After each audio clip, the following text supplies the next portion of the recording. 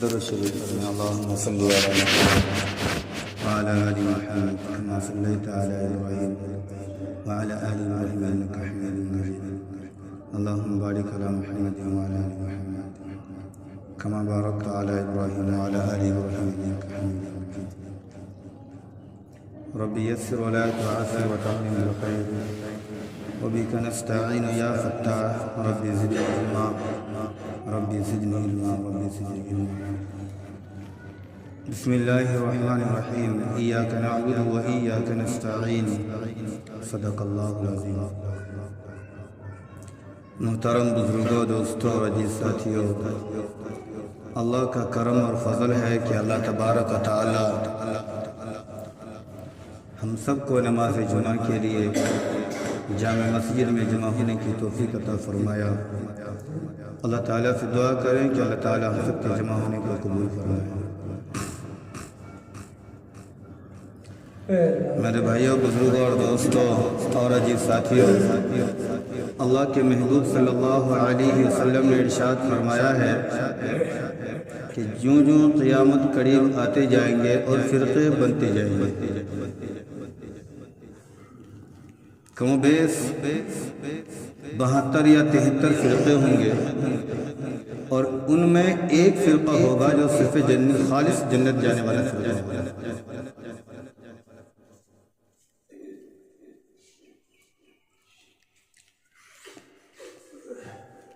اب ہم ایمان والوں کو یہ سوچنا چاہیے کہ ہم جس دور سے گزر رہے ہیں اور ہمارے نظر کے سامنے نہ جانے کتنے فرقے کام کر رہی ہیں، اب ان تمام چیزوں سے ہمیں مقابلہ کرنا یا ان کو سمجھنا ہماری عقل اور ہماری سوچ کی بس کی بات نہیں ہے۔ ان چیز کو اگر ہم سوچنا چاہیں گے تو ہمیں اکابرین سے، علماء سے دوستی کرنا ہوگی کہ صحیح کیا ہے، غلط کیا ہے۔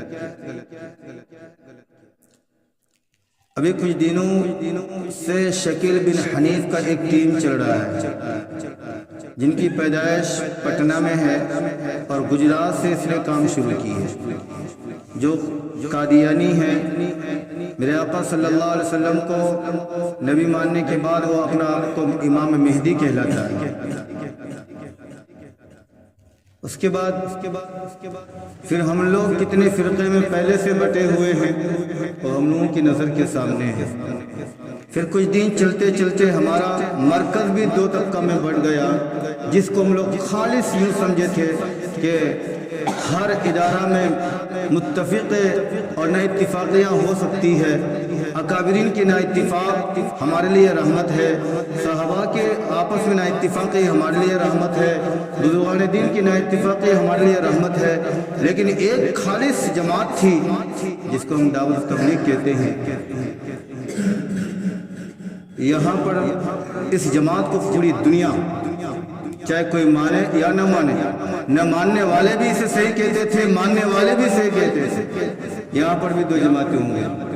اب دیکھو، کچھ باتیں ایسی ہوتی ہے جو میں سماج سے جو چیز مجھے سننے ملتا ہے اور کوئی آدمی آ کے ذکر کرتا ہے تو میں مناسب سمجھتا ہوں کہ اپنے نمبر سے میں لوگوں کو اس سے خبر کر دوں، تاکہ ہمارے یہاں کے لوگ زیادہ سوچ سمجھ رکھتے نہیں ہیں، الجھ جاتے ہیں اور کچھ بھی انسن بولنا شروع کر دیتے ہیں۔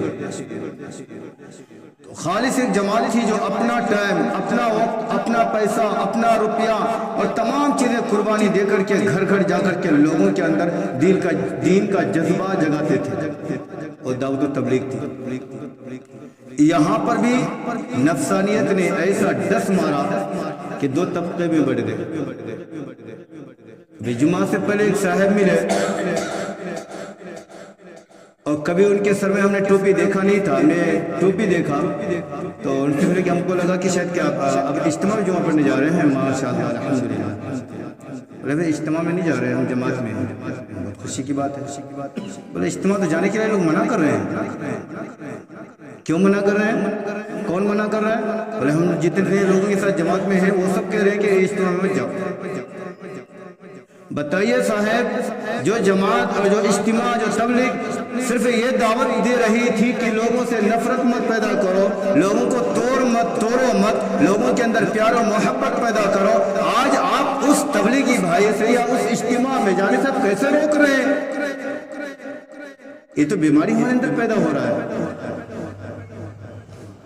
जहां प्यार मोहब्बत की बात होती थी, जहां भाईचारे की बात होती थी, जहां गरीब और मिस्किन की बात होती थी कि हम घर में जाकर के अपने गांव और मोहल्ला के गरीब मिस्किन का खबर लेंगे, जहां हमें सिखाया जाता था, हमारे में सब बताते थे कि हमारे पड़ोस में अगर कोई भूखा सोता है तो उनका खबर लो, और आज वहाँ वो बात डाली जाती है कि उसकी जमात की इज्तिमा है, वो उसकी जमात आई है, वहाँ के अमीर वो है, उससे नहीं जाइए, उसके पास मत जाइए, फला मरकज में मत जाइए, फला मरकज में मत बैठिए। बताइए ये बीमारी अगर हमारे अंदर शुरू होगा तो फिर क्या हाल होगा हमारा? हम कितने तबके में बढ़ जाएंगे? किसको कहेंगे कौन जन्नती है? ये बीमारी नहीं है हमारे अंदर। मुझे उसकी बातें सुने, और आज से कुछ दिन पहले एक इज्तिमा हुआ था, छोटा सा इज्तिमा, और मुझे दुआ के लिए बुलाया था। मैं यूट्यूब में मेरा वो दुआ भी है, वहाँ पर भी हमने बाप से कहा कि भाई इज्तिमा के लिए आप लोग, वो हम लोगों का इज्तिमा नहीं है। अरे भाई किसका है? गैरों का है क्या? हमारे हिंदू भाई को वो इज्तिमा कर रहे हैं, RSS वाला इज्तिमा कर रहे हैं। इज्तिमा तो हमारी है, ईमान वालों का है, जहाँ से दीन की बात फैलाई जाती है, जहां से लोगों को जगाया जाता है, जहां से फिक्र दिलाया जाता है। हाँ ये बात है कि वो अलग हल्का का है, हमारा हल्का अलग है, कोई बात नहीं। हम मेहमान के तौर पर कोई सीखने की नीयत से तो जा सकते हैं ना।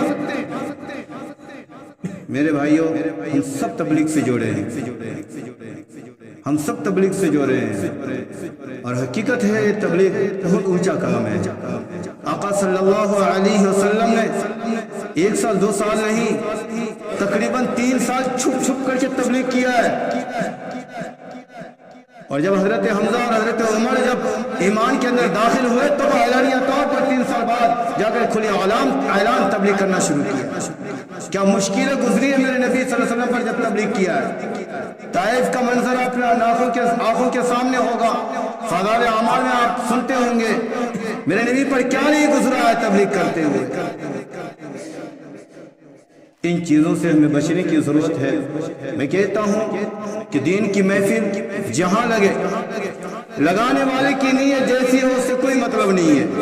मैं गुनहगार हूँ, आप हमारे गुनाह को जानते हैं, आपको मेरे गुनाह से कोई मतलब नहीं है। मैं मोहम्मद रसूलुल्लाह सल्लल्लाहु अलैहि वसल्लम का गुलाम हूँ, उनकी बात सुना तो अगर आप भी सच्चे गुलाम हैं उनकी बात सुनिए। मुझे मत देखिए कि आप सर कितना बड़ा गुनहगार, इसकी बात नहीं सुनेंगे। आपको सरकारी नोटिस दी जाती है और एक चपरासी के हाथ में वो नोटिस दिया जाता है, भेज दिया जाता है। आप उससे इनकार क्यों नहीं करते? ये चपरासी नोटिस लेकर के आया, हम इस चपरासी की बात नहीं मानेंगे। एक अदना सा झाड़ू लगाने वाले शख्स थाने में अगर आपके दरवाजे पर आके खड़ा हो जाता है तो दिल कांप जाता है। और मोहम्मद रसूलुल्लाह सल्लल्लाहु अलैहि वसल्लम का कोई गुलाम और अपने महबूब की दावत किसी भी तरीके से अगर देता है तो आपका दिल नहीं कांपता है, आपको डर नहीं लगता है, खौफ नहीं लगता है। हमें सोचने की जरूरत है, गौर करने की जरूरत है इन बातों पर। जहां भी दीन की महफिल लगे, लगाने वाले की नीयत जैसी हो, हमारा मकसद है कि मेरे नबी सल्लल्लाहु अलैहि वसल्लम की तारीफ होगी, उनके औसाफ बयान किए जाएंगे, हम जरूर जाएंगे कि वो मेरा महबूब है। अरे महबूब की याद में तो आज के नौजवान और आज के लोग तो रात रात खत्म कर देते हैं या व्हाट्सएप और फेसबुक में। तो हम क्या वो जो महबूब हमारे लिए रात नहीं 3-3 महीना तक अपने घर में चूल्हा नहीं जलाया है, जिस महबूब ने हमारे लिए अपने पेट में पत्थर बांधा है, तो हम किस दीन की मजलिस को छोड़ दे जब मेरे महबूब का जिक्र हो, जब मेरे महबूब की तारीफ हो सल्लल्लाहु अलैहि वसल्लम। तो हम जरूर जाएं ऐसे इज्तिमा में। सिर्फ वही इज्तिमा नहीं, जहां भी दीन की महफिल लगे, जहां भी दीन का काम हो, हम जरूर हिस्सा लेंगे। जैसे हिस्सा लेने की ताकत है, पैसा से ताकत है, पैसा दे देंगे। 2-4 रुपया देने की ताकत है, 2-4 रुपया दे देंगे। नहीं देने की ताकत है, हाजिरी दे देंगे। हाजिरी देने की ताकत नहीं, किसी को तैयार कर देंगे, आप चले जाइए, मेरे लिए भी दुआ कर दीजिएगा। किसी तरीके से हम इज्तिमा की ताउन कर सकते हैं। खाली वही इज्तिमा, दीनी इज्तिमा जितने मस्जिद में इज्तिमा लग रहे हैं, वहां पर इज्तिमा का मतलब लोगों का जमा होना। किसी भी इज्तिमा आपस में ना इत्तिफाकी करेंगे हम, तो हमें जोड़ेगा और میں اپنے بات مجھے کوئی اگر مار دے گالی دے دے میں اپنے ذاتی معاملے پر کوئی بات نہیں کہتا. ابھی 2 دن پہلے اس چاچی کی جنازہ میں تھے. مولانا اکرام صاحب جنازہ کے طریقے بتا رہے تھے. ایک صاحب نے کیا آواز دی, ہم جماعت میں جا کے سیکھ لیں گے. مجھے ایمانداری سے کوئی بات بتا دے جنازے کے پورے طریقے. آپ 3 دن کے اندر کیا میں 40 دن 1 سال کا دیتا ہوں آپ کو ٹائم, پورے مسائل آپ کو سنا کے دکھائیے. اگر کچھ باتیں ہوتی ہیں خاص آپ ہمارے وہ جس نے 11 سال بھائی کس مصیبت کے ساتھ زندگی گزارے ہیں, آپ اس کو دیکھیں اس کے حالات. مدرسے کی زندگی کو آپ کبھی جھانکنے کے لیے گئے ہیں. ایک صاحب تھا, اچھی دولت والے ہیں, ہمارے پنچایت سے تعلق رکھتا ہے. وہ اس سے کبھی ہم فکر کرتے تھے تو کہتے اے رامولی صاحب نے کام ہی کیا.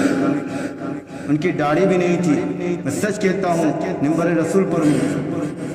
ان کے ساتھ میں نے 4 سال گزارا ہے اور بوڑھاپا میں بھی ہیرو پن اس کی عادت تھی. میں نے اعظم گڑھ منگول علوم میں ایک پروگرام تھا, وہاں پر گیا. عصر کے وقت ہم لوگ وہاں پر پہنچے. ٹرین سے اتر کر کے ان کا لڑکا وہاں پڑھتا تھا, لیکن وہ دلچسپی نہیں تھا. ان کے لڑکا کوئی اور پڑھا رہا تھا, دوسرے کے اس نگرانی میں پڑھتا تھا. لیکن اس کا باپ کہتا ہے کیا مدرسے میں پڑھائیں گے اپنے بیٹا. لیکن اس کا چچا اس کو لے لیا تھا کہ میرا کوئی بیٹا نہیں ہے, آپ پڑھیے, آپ پر ہم محنت کریں گے. جب ہم لوگ وہاں جا کے پہنچے, عصر کے بعد چھٹی ہوئی بچوں کا, ناشتہ وغیرہ ہوا ہم لوگوں کا. ناشتہ کے بعد عصر کے بعد پھر مسجد میں گئے اور رشتہ میں اس کو دادو کہتے تھے کہ چھٹی ہو گئی, اس تک نگرانی کر رہا ہے. مغرب کی نماز پڑھے, مغرب بعد بچے پڑھنے بیٹھے, کلاس ان کو گھمائے. عشاء کی نماز ہوئی, عشاء بعد پھر بچے پڑھنے بیٹھے. 12 بجے رات میں وہ پیشاب کے لیے جاگتا ہے تو 12 بجے رات مسجد میں بچے لے کے قرآن پڑھتا ہے. کوئی بچہ چل چل کے پڑھتا ہے. مدرسے کے ماحول آپ دیکھ رہے. پھر صبح فجر سے پہلے کلاس میں استاد حاضر ہے, فجر سے پہلے. وہ بیچارہ رونے لگے اور رو کر کہنے لگے اللہ اکبر صاحب میں تو کی کچھ نہیں کی رمولی وراٹ کام کی. تنخواہ بولے 8,000 7,000 24 گھنٹہ ڈیوٹی اور 24 گھنٹہ قرآن تعلیم. اللہ اکبر. یہی بیچارہ رویے سے دنیا باقی. ہمیں توبہ کرے حبیب صاحب جتنا بات بولیے کو اگر تو تکلیف ہو سکتی معاف کرے دیتی. وہ ہم سے کہہ رہے ہیں اس بات کو. اور اس دن سے بیچارہ داڑھی بھی رکھا, حج بھی کر کے آیا اور اس کے بعد کہا کہ نہیں ہم مدرسے کے خلاف ایک لفظ بھی نہیں بولیں گے کہ ہم نے دیکھا ہے مدرسے کو اپنے آنکھوں سے. اگر آپ کو تسلی نہیں ہوتا ہے جائیے قریب میں جامعہ مصباح العلوم ہے, یہاں امام الہدا ہے, جائیے عشاء وہاں بھی درسگاہ لگتا ہے, فجر سے پہلے درسگاہ لگتا ہے. ہم اور آپ تو صحیح ہوئے رہتے ہیں. جب رحمت کے فرشتے زمین پر اترتی ہے تو یہ بیچارے معصوم بچے ہاتھوں میں قرآن لے کر کے آنکھ لگتی ہے, گرتے ہیں, پھر اٹھتے ہیں, پھر پڑھتے ہیں. پھر استاد کی ڈانٹ, ادھر لاٹھی کی چمک, ادھر استاد کی آواز کی کرک, پھر وہ بیچارے وہاں پر پڑھتے ہیں. کس کیسی مصیبت کی زندگی گزرتی ہے. آپ کو کیا پتا ہے یہ چیز, ہم جانتے ہیں چیز کو اور ہم اشارہ کر دیتے ہیں. مولوی صاحب میں یہ اصلاحی طور پر کہ آپ میرے سب بھائی ہیں, ہمارے ابا ہیں, کوئی چچا ہیں, کوئی دادا ہے, اس لیے میں بول رہا ہوں تاکہ آپ بھی زبان کبھی ایسا نہ کھولیں. پھر کیا کہہ رہا ہے مولوی صاحب دین کام نہیں کروں. وہ ساتھی ہم سے کہہ رہے ہیں کہ دین کا کام آپ کر رہے ہیں. ہم ایک معصوم بچہ کو جس کا زبان نہیں پلٹ رہا ہے اسے کہہ رہے بیٹا لا الہ الا اللہ بول, پھر بھی نہیں بول پا رہا ہے. الہ الا اللہ کیا کیا بولتا ہے, پھر بھی اس کو بار بار تب جا کے اس کی زبان ٹھیک کرتے ہیں. اور ایسا زبان ٹھیک کرتے ہیں کہ آپ 80 سال کے ہو جائیں گے, اس کے مقابلہ ایک کلمہ کا نہیں کر سکتے, ایک الف کا نہیں کر سکتے ایک مدرسے کے بچے کا. اور آپ کہتے ہیں کہ مولوی صاحب دین کا کام نہیں کر رہے. اگرچہ آپ ایسے مولوی صاحب کو کہیں گے اور مولوی صاحب آپ کو کہیں گے, آپ مولوی صاحب سے ٹوٹ جائیں گے اور مولوی صاحب آپ سے دور ہو جائے گا.